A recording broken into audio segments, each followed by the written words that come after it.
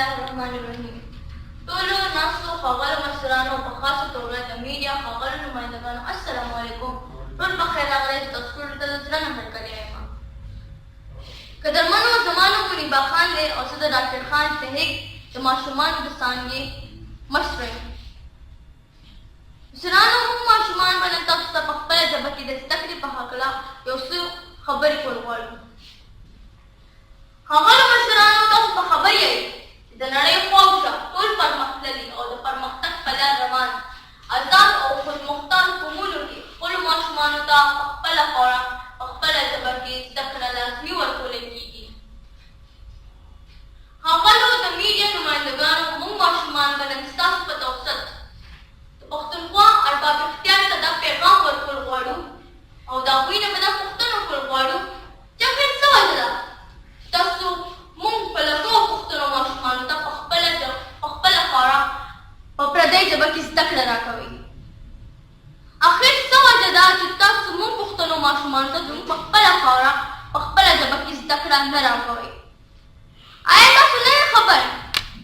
چې زده کړه خلک د پوهې دپاره کوي او پوهه د پرمختګ دپاره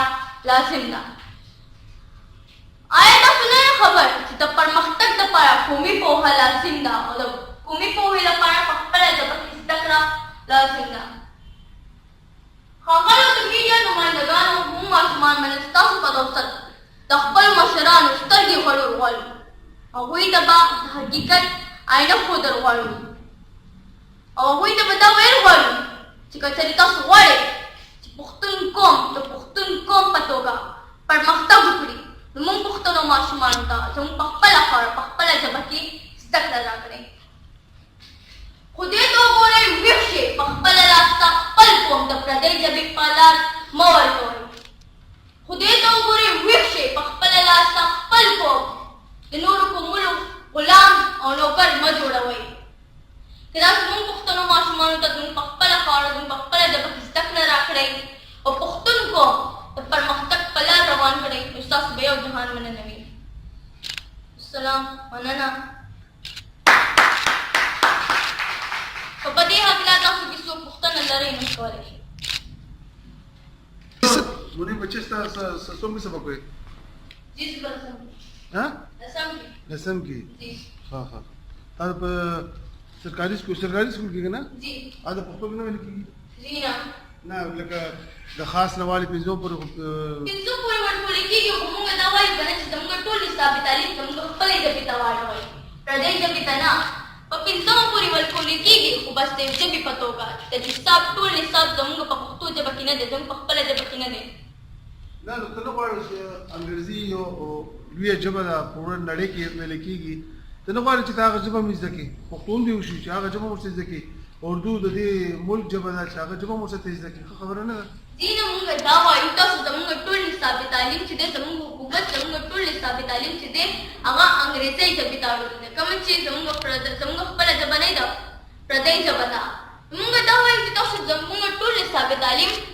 زموږ خپلې ژبې ته پښتو ته واړوئ او د نړۍ چې کومې اهلې ژبې دي لکه انګریزي هغه به موږ ته د ژبې په توګه وښایئ او اردو چې دا هغه د پاکستان ملکي ژبه ده نو هغه هم راته وښایئ ورسره عربي چې کومه اسلامي ژبه ده هغه هم راته وښایئ. موږ د یوې ژبې خلاف هم نه یو. موږ به صرف دومره وایو چې که تاسو موږ ته زده کړه راکوئ نو زموږ په خپله ژبه کې راکړئ ځکه چې په خپله ژبه کې ماشوم زر پوهېږي او ښه پوهېږي. یو ماشوم چې کوم دی ټول هغه د سکول زمانه چې کومه ده هغه په ژبه زده کولو کې نه زده کېږي چې یا د عربي مې زده کوي یا د پښتو مې زده کوي یا د انګلیش مې زده کوي. نه نه پښتو خو زموږ خپله ژبه ده که نه هغه خو به موږ ته راځي او په خپله ژبه کې چې دی هغه ماشوم ډېر ښه پوهېږي او دا ده چې پښتو لیک لوست کې لږ د اردو نه لږه شانتې بدله ده نور خو پښتو د ماشوم خپله ژبه ده نو په هغې کې څه زده کول دي. نور انګلیش چې دی هغه تاسو موږ ته صرف زموږ ټول نصابي تعلیم انګلیش ته اړوئ نو که د ژبې په توګه راته وښایي نو موږ به ښه زده نه کړو موږ به پرې ښه پوهه نه شو. او عربي ده هغه خو پیله نه په نصاب کې شامله ده او اردو ده هغه هم شامله کې هغه خو ګرانه نه ده ځکه چې د دې نه پیله د پاکستان ټول نصابي تعلیم په اردو کې و نو ماشوم ته به ګرانه نه او پښتو یې خپله ژبه ده. نو بچی تو سرکاري سکول کې خپل سکول کې سبق وایته سرکاري سکول کې نو هلته کې چې کوم سبق خو د لیکيږي تاسو ته استادان یا استادان هغه د خپل را پښتو ژبه ورځي کنه جی پښتو ژبه چې دا هغه زموږ د استادانو کې تاسو ګورئ نو د پښتونخوا د استادانو خپله ژبه ده او که تاسو ګورئ نو ډېر استادان داسې چې هغوی د انګلیش هم صحیح نه ورځي خو بیا هم موږ ته ښایي او پی ټي سي ټریننګ کې تاسو استادانو ته پښتو لیک لوست وښایئ ښه صحیح به ولې ورځي ځکه چې لکه د اردو نه بدله ده او ته چې ملي واغې چې لکه دې سره ترقي او پرمختګ کوي کنه خپل ژبه کې زده کړې سره نو څنګه به پرمختګ کوي دغه لامل کوي کوم جی خپله ژبه چې ده هغه پښتو چې ده خو زموږ خپله ژبه ده او موږ چې په خپله ژبه کې یو شی وایو موږ پرې ډېر زر پوهېږو او چې موږ په هغه یو شي باندې پوهېږو نو موږ به مخکې ښه اسانتیا سره تللی شو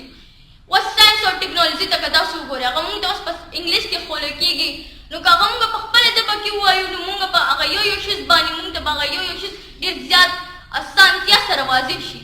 نو موږ به په خپله ژبه کې زیات پوهېږو او زیات پرمختګ به هم کوو أعوذ بالله من الشيطان الرجيم بسم الله الرحمن الرحيم